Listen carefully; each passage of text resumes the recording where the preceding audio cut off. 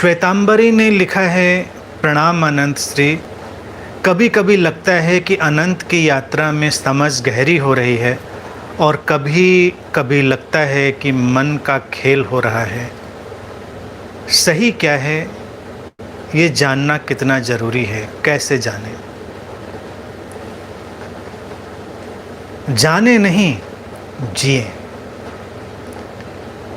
समझ गहरी हो रही है, वो जीवन में उतरेगी शांति के रूप में, अकारण प्रसन्नता के रूप में, एक सर्व स्वीकार के रूप में, टोटल एक्सेप्टेंस के रूप में। वो समझ अनेक अनेक रूपों में अभिव्यक्त होगी। गहरी समझ, उसको कैसे पहचानेंगे? बुद्धि है।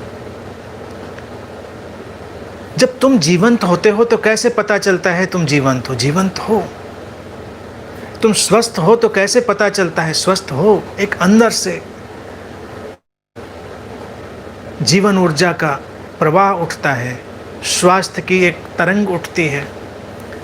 समझ गहरी होती है, इसका एक ही ढंग है पहचानने का, जब समझने की आतुरता ना रहे और अपनी नासमझी का अपराध बोध न रहे।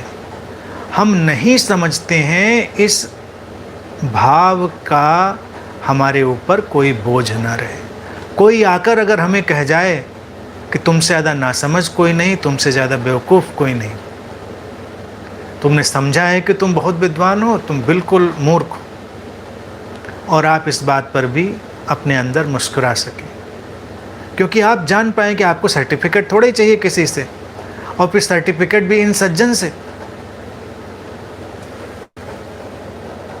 सर्टिफिकेट लेने के लिए भी तो कुछ स्टेटस होना चाहिए। आपने सुना आराम से, ठीक है। तो जिस दिन तुम्हारी नासमझी को कोई कुरेदे और तुम शांत और सहज बने रह पाओ, समझना कि समझ गहरी हो गई है। किसी को मूर्ख कहकर देखो कितना चिढ़ता है व्यक्ति। क्यों चिढ़ता है? क्योंकि उसकी समझ पर चोट पड़ जाती है। हमको मूर्ख कह दिया, मतलब मैं मूर्ख हूं? बताइए, मूर्ख से मूर्ख व्यक्ति को भी अगर कोई मूर्ख कह दे तो उसको बड़ी परेशानी होती है।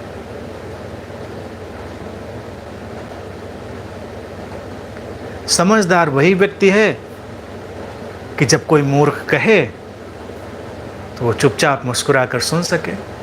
कहा, तुम्हारी मर्जी, तुमको दिखते हैं मूर्ख तो क्या करें, समस्या तुम्हारी है, हमारी क्या समस्या है?